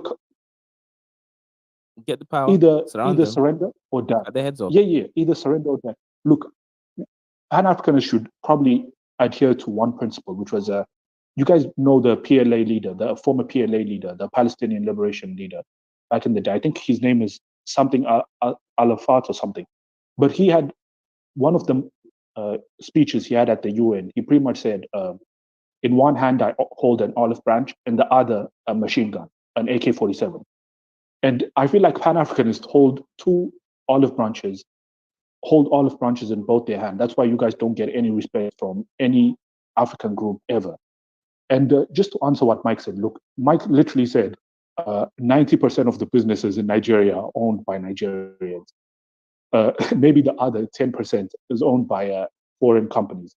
Bro, that's still an L, man. I don't know if 10% of the businesses in Nigeria were ever held by I didn't say 10%. I these didn't say people. 10%. That But means it's they way more. hold a far I say more than disproportionate amount. 90%. No, we use that as an example. Yeah, Abby, can I elaborate? I wanted to. Okay, let's just say 98%. That's still a disproportionate amount. And when he also, because they're probably like 0.5% of the Nigerian population, if they own more than 0.5%, or even more than 1% of the Nigerian population, that means they hold a disproportionate amount of wealth. And just answering the final In fact, I doubt it let's even stop go the up to cap. 1%, to be honest. I don't even see most foreigners in Nigeria. All intensive, all labor and capital intensive projects that are being done in Africa. I don't mean building some dusty road for 2 kilometers, or building a shanty house, or just a few blocks of real estate. I mean all labor intensive, building dams, highly technical stuff that is both capital intensive and labor intensive, is being done by foreign companies, or foreign companies have a significant share So in those I have projects. a question for Let's you, not Dak act and brutal. Kalajan. I have a question for Kala and Dak. Are there Black American companies that are large enough to do skills transfer? I'll give you an example. So my company. There's an So African American wait, company hang that's on. building. Just let me give you the context here before you answer. The new Right. wing on the Sierra Leone airport. Matter of fact, there's this one lady, I forgot her name. She built a stadium in Pittsburgh. She's in South Africa, right? An African American lady. I forgot her. I think of McKinsey Group. I can't remember. But she builds infrastructure, and she got major contracts in South Africa and stuff like that. A lot of the times in Africa, the bidding process is really tough. The Chinese will come in, right, and they'll, with the suitcase. We're not playing on a different playing field with the Chinese. You got African Americans who had firms, infrastructure firms in America that do in cities like Detroit, Philadelphia. There was an African American firm that built the suspension bridge in Washington State. There's a lot. So I have a question then. Do you think if, let's say, an African country, let's say Kenya as an example, do you think if Kenya was to give, like, let's say, a highly experienced African American led firm the contract, there will be a lot more skills transfer, so that, because obviously with the Chinese, here's the one problem, right? The African American is not dealing with a government, right? We got to fight with white people and everything like that. It's very, when you see an African American that got a construction firm or something like that, you best assure he's top notch if he even considered. No, that's it. Because like I said, obviously people actually want to figure out how I make money, right? Why I want 11-hour streams. I have a partnership with one of my business partners. We have a construction. Well, we don't construct anything, but we do more like the, let's say, drawings and calculations for constructing buildings and stuff, right? That's how I actually make my money. And now we moved into Africa, but it's difficult for us to get bids. Right now, what we've done so far is only employed Africans to work for us. But getting the actual contracts over here, there's so much. It's not easy. It's not easy, brother. It's not easy. Either you're the right tribe, or you're Chinese or white or something. Right, like that. right. And the whole, like I said, imagine if we had a Pan-African mindset, but like you said, Pan-Africanism doesn't translate to money because, like I said in the show Saturday night, there's no power in blackness until we get to the point where black people have power. We have power. Right now, Black America is handicapped because America, right? We got to do what the United States says. We got a hostile a government that's really traditionally been hostile to Pan-Africanism and everything. When you see black people in America get contracts anywhere, they're not Pan-Africanists. You got a lot of black people in America who go overseas, but they're with white colleagues and everything. The Pan-African, what Africa needs is, like you said, skills transfer and stuff like that. I think a lot of people have skills on the continent. In Nigeria, we have over many universities. I think I know it's in the hundreds, and we do have engineering schools. We have people have skills. Let me ask you a question. I go there, I see structures being built by people. We have all the skills we need. You can say yes, our economy, it's not as huge as maybe these Western countries that are more advanced. We're not as advanced as them, but it doesn't mean that we can't get there. Every nation, like I said before, wait. Every society advances at a different pace. 30 years ago, wait now, 30 years ago, China was behind most European countries. Today, China is ahead of most European countries. Yeah, China So built because we are where we are right now, this is we are moving on our own pace. China, look, Mike. China When I look at Nigeria, when I go to Nigeria and I see Nigerians and I see the way we're moving, I know that in the next 30 years we're going to be way far. We know we're going to be ahead of where we are right now. So I don't need you to be telling me where we are going, who we are, how done we are when we haven't been to where I'm from. You've never been to Nigeria. I don't even think you have Nigerian friends, Kala. I don't even think you ever been around Nigerians at all. I doubt it. Hey, Mike, man. I mean, I know you're gonna. If you spend time around Nigerians, you'll realize you're not as smart. You're not even close to as intelligent as you think you are. Mike. See, here we Mike, go with I have a question. the tribalism. Do you think that's because Nigerians on average are like, I think, quite younger? Like actually the whole continent is quite younger compared to the rest of the world. Do you think when they start getting in these like late 20s years, like the median age, like they'll have more brain in that kind of sense? Do you think that will happen? No, brain has never been our issue in Nigeria. At least most part of Nigeria, brain has never been our problem. It's not the issue. Is not brain. What about the it's housing? just it's just time. That's one thing we do. We look at one society that's maybe advanced, and automatically we believe that they have more brain than other societies that are less advanced. It's not always the case. Factors that lead to advancement, right? But Mike, let me ask you are numerous. Hold on. Listen, if you study this country that have advanced and things like that, what you will learn is that it's not the entire population that got on the same page for them to start advancing. It was a group of men, group of people that came together power and draw their vision and figure a way to attain power within their society, right? And took over and then began to advance. You understand? Now, how do you know that we don't have people in Africa right now? Which I know for a fact that we have a lot. In fact, the Nigerian government are investing in groups of researchers, right? Research programs. But because we don't come in exposing and things like that, doesn't mean it's not going on.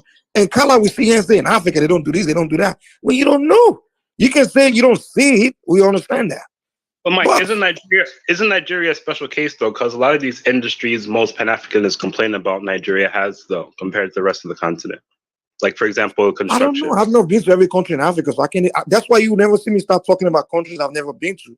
You understand? Right. And Mike, I want to respond to Mike and also what Pi said. Like, there's some countries in Africa that have enough or rather much larger skilled population. Kenya is an example. We have many construction companies. And some of them are actually able to do the same jobs as the Chinese, minus the whole SGR. Kenyans have their own power companies. I see the geothermal power company. Exactly. That's actually why our electricity is expensive, because we're now paying back the investment that is in geothermal. In the next 5 years, our power is going to go down by half. Yeah, not good. You actually done some research. So there's some countries that actually have. I know what I'm talking about. I studied Africa, bro. I know the whole. There's nothing. Mike is saying a bunch of gibberish. I know the continent. I can't say you know a place that you've never been there. 1 second. Yeah, there's some countries like Kenya, Nigeria, obviously. I've never been to the moon either, Mike. That have certain industries in check. Nigeria, like let's say Dangote company is already expanding his cement production all the way in East Africa, etc. So there's things which we can actually do. The issue is with us, unfortunately, is corruption. The reason why China gets the contracts in Africa, or rather in Kenya, in this example, is because the Kenyan government don't trust each other. Their own government. No, not necessarily, Kaiser. You understand how contract works, right? The best bidders get the contracts. But that's true. That's true. But let me give the context. The reason why China has been getting contracts in Kenya more than, let's say, the Kenyan companies is because Chinese companies finish their job. Unfortunately, when it comes to Kenya, the black contractors don't tend to finish the job, or something comes up, and maybe because they don't have enough money, so when issues come up, they can't solve it. And they, I don't know if it's corruption or they don't have as much money, so when problems come up, they're not able to complete the job in the right way. That's why then now the government prefers China. It's like, and that's because the Chinese put their money up. So compared to the African companies, for example, an average African company doesn't. An average African guy that owns a company doesn't have $1 billion in pockets to do a project. So what happens in Africa is the government have to be paying them while they go, right? And that's how the corruption kicks in. Like they start to do, understand? Like start to steal the money and things like that. So when the Chinese come and they come to bid, right? They come, like, let's say government wants to build a project, right? They say, okay, what are the bidders? They put it out, they put the bid out there. And you have companies, Nigerian companies, African companies, everybody come in trying to bid for that project. And the Chinese come in and say, okay, we're bidding, but hey, we're going to fund it 100%, and you pay us back in 10 years. Whereas an African company, the guy doesn't have the money. The government have to pay him. Now the government can, what the government can easily do, the best thing that, the best bid obviously is the guy that's willing to put the money down right now, he won't get the job done, and they don't have to pay you in 10 years. So that's why the Chinese doing the project. It's not because Africans are stupid. They just allow the Chinese to come in. No African can do the work and things like that. That's what people like Kalagenesis and all these FBA people go on the internet talking all the time. And I just laugh. Well, appreciate it, Mike. Your point is very clear. Let's let these new people who came in the call, B Hoop, and then anti-globalists. Hey, but Mike, I think they got it for me. I'm gonna drop off, brother. No, they're right here. But good talking to you guys tonight.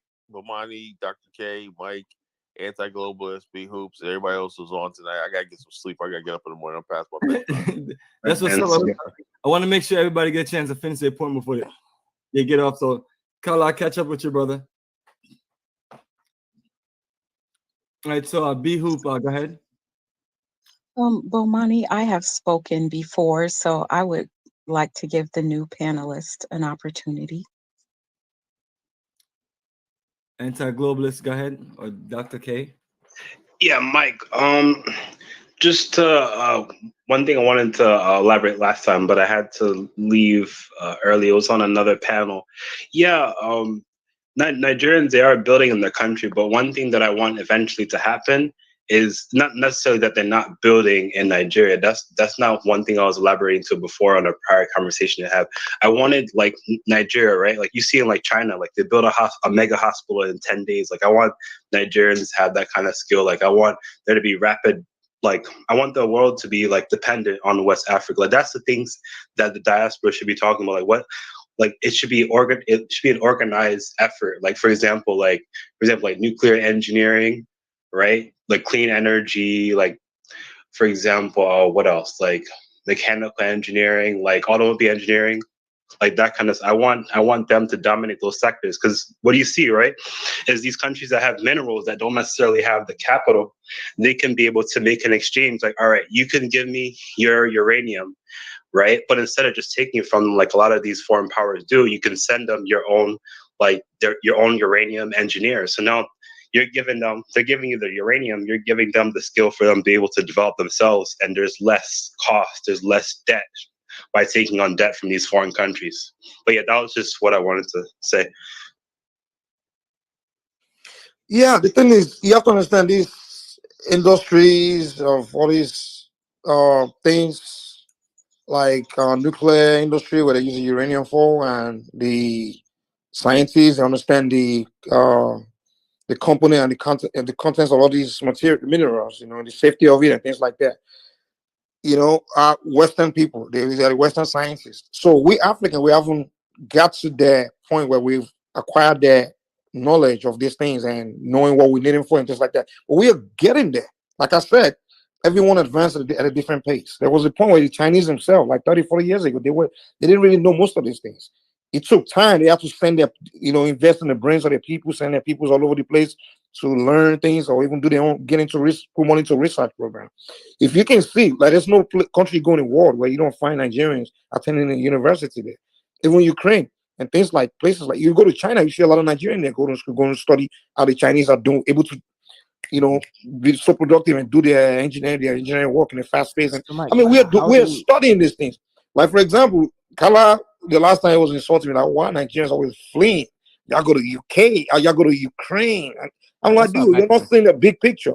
Because the Nigerians in Ukraine doesn't mean that they're just dumb people fleeing. You don't know what they're there to do. You go to Russia, you don't know that it's a brain game thing. It's a brain game thing that we got going on. So we are coming there. We're going to get there. It's a matter of time. We are doing So the way people talk sometimes, I just wonder, like, you don't know, you don't have the monopoly of wisdom, you don't have the monopoly of knowledge. And that's the issue with Kala. You just come in, oh, you guys you don't do this, you don't do that. How do you know we don't do it? Have you been to the country? Go there, go to Nigeria, interact. You will see what we got going on, the plans we have in place. Many organizations. I'm involved in so much on an organization in Nigeria that I know the future is very bright. even secret things that secret research, even certain technologies that Nigerians have acquired, but they know how to make it now. But they're waiting for the right time to start making the production because, of course, you got nations that may be against them, things like that. So you know this is going on. Secretly, we have nuclear program, nuclear scientists in Nigeria. There's none of that shit we don't have. Trust me. Yeah, very good point, Mike. Actually, yeah. You know, the thing with the, like I said, with Africa, you made a really good point. Like, and I think it's a really good point that everyone, especially the Black Americans or diasporans who want to start companies, or even myself, right, with the work that I'm doing over here in Kenya, is that when you do like a let's just local level business things. Let's say, Mike, you have a you have a shop, right? You have a new art shop. You need someone to actually come and paint your shop and also put up some board signs, etc. Up to your designs, etc. and graphics. Now in Kenya or like just Africa in general, when I am a contractor, I come to you and I say, okay, I can do this job for you. The issue is the contractor expects you to pay him and also pay for the materials cost as you're doing it, as opposed to you doing everything and then you paying him at the end of the job. So I do think that's actually a really, really good point about the whole bidding process. Because I think when the government looks at this, they're like, okay, look, if I employ a local person, they're going to want to need to pay them. I also invest in them before they could even do the job. And I'm not even sure if they're going to finish the job. So I think that is a very, very, very salient point that you made up there. And that's why, you know, the competition level is different. And also that means the governments are going to just expect, if it's a local company, they won't even have those things in check. So yeah, very, very good salient point, Mike. Cool, brothers. Great point. B Hoop, you want to add to the points that they're making, or you want to share something else with Mike? I got your comment right here. That's you right there. Yes, I do want to talk to Mike. Firstly, greetings to you, Mike. How you doing? I'm well, thank you. I would just like to say that this is my third time being a part of this show, or catching one of Bumani's lives. And this is the second, well, I've been on here 3 times, and 2 of the times I've come, you've been here. And I noticed that you and Kala argue most of the show. And I'm not being disrespectful. I just want to say that. But I want to be an example. I want to be a living example on what I think most of us here want to get to, the common goal, the objective of why we're really here. But I want to start and I want to share something with you, Mike, in love. I want to let you know that I see you and I hear you. And we are not dismissing you. I want to be a representative of an African American who was born and raised in America, that we don't dismiss you as a Nigerian. We don't dismiss your accomplishments. We don't dismiss that you guys have a brilliant brain. We acknowledge you and we want to thank you and recognize you as a Nigerian, as a representative of your people, that we honor you. I also want to take the time to apologize to you as a representative of my people, that if you felt some kind of, if you felt like we've dismissed who you were, or you felt mistreated by people here in America, we apologize to you. We're sorry that you were mistreated. And I hope that one day, I hope that you could accept this apology.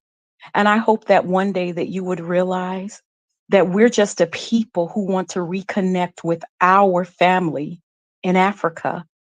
We didn't have the luxury to grow up in our homeland, in our mother's land, in the motherland where our ancestors come from. We didn't have that luxury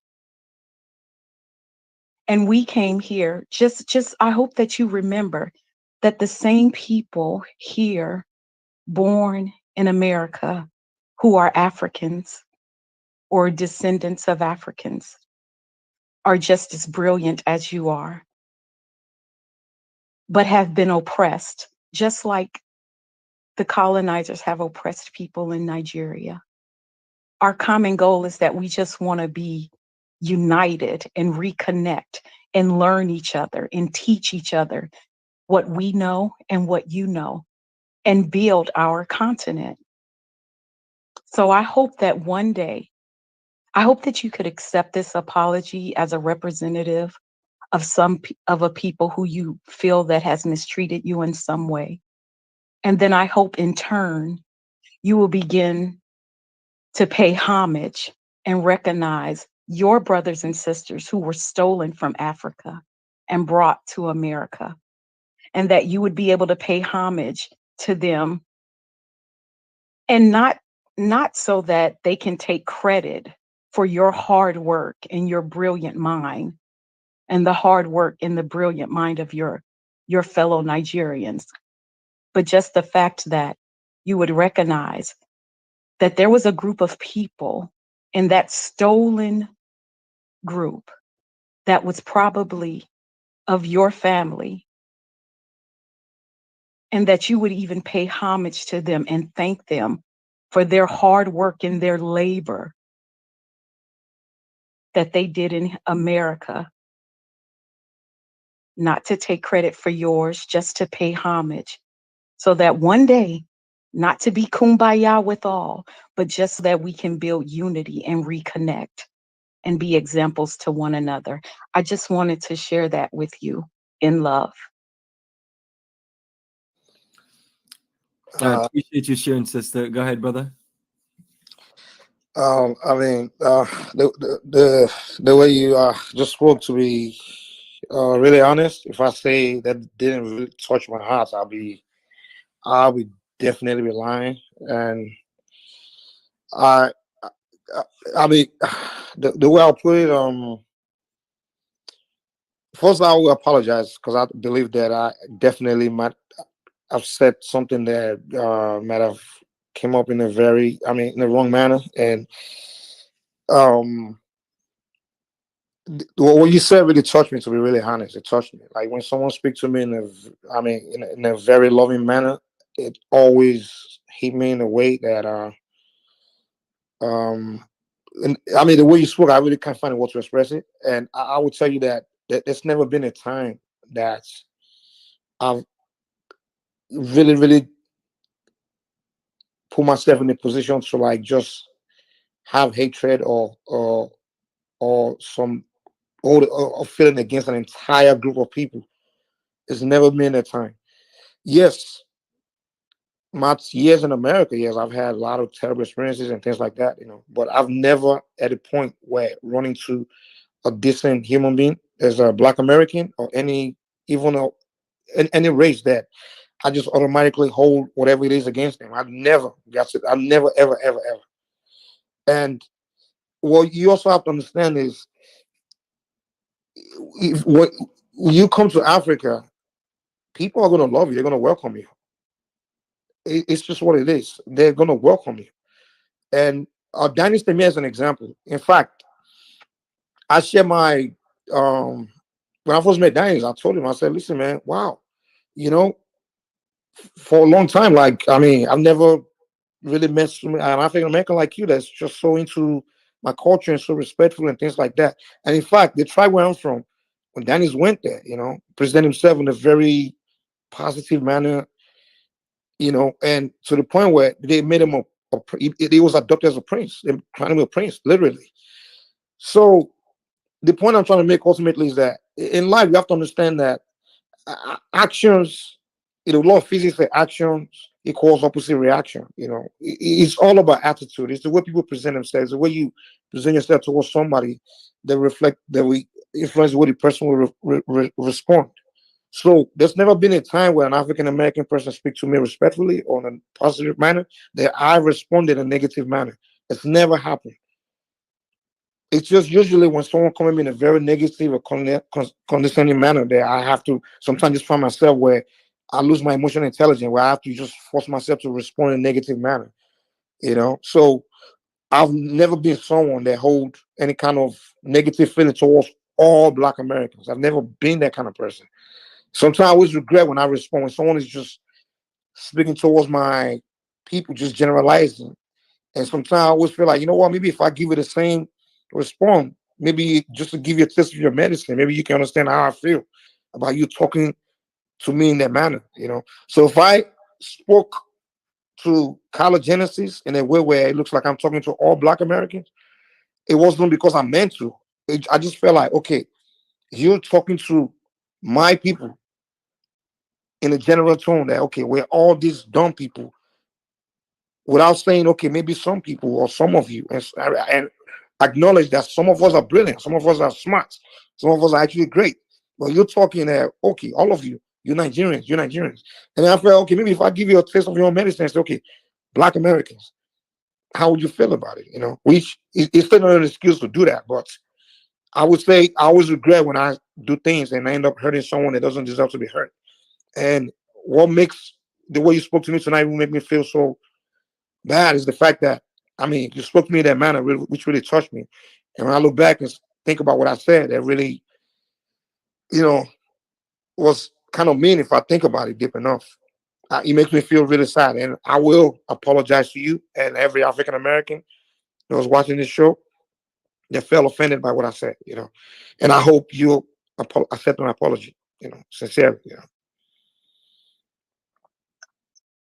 Sincerely, I do, Mike. And that's why I started it out as I see you and I hear you, is because that's all that we're trying to, that's what we want as African people, is to be seen and heard and recognized for our contributions to the American country, Ukrainian, and all different countries of the world. We just want to be seen and heard and recognized. And then we want to have the opportunity to build our continent and put us in the so that we can have a voice, we can have a seat at the table. We can be an infrastructure, a union that has something to offer, that they will come to us, not steal from us, but come to us. So yes, I accept your apology. And I want to say good night and blessings to all of you. Thank you very much. And I will say one last thing before you go. Okay, anyway, the floor